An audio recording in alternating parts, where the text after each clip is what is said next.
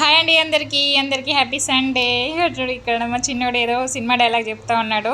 ఇంక ఇవాళ సండే కదా, మంచిగా ఏమేమి వండుకున్నారు మీరు? Non veg. మేమైతే బగారా రైస్ చేసిన, మటన్ వండిన, పెళ్లి టైపు సూపర్ ఉండే. మంచిగా 2-3 పూరీలు కూడా వేసిన. అవి తినవల్లే మంచి నిద్ర వచ్చింది. పూరీలు తింటే కథం నాకైతే నిద్ర వచ్చేస్తుంది. మీకు వస్తారా లేదా చెప్పండి. అందుకే చూడండి నమ్మకము మబ్బు ఉంది. ఇక నిద్ర వచ్చిందని కాసేపు ఒరిగితే మా చిన్నోడు ఏడవరగనిస్తాడు.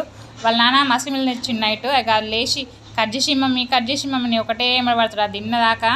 సరే అని ఇక లేచి ఇక మా బుజ్జి కట్ చేస్తా అంటే కట్ చేయను అన్న. కట్ చేసింది. మంచిగా పాలు చక్కెర వేసినాము. అయితే సబ్జా గింజలు కూడా ఉండే ఇంట్లో. అవి ఒక హాఫ్ అన్ అవర్ ముందే నానబెట్టి పెట్టిన.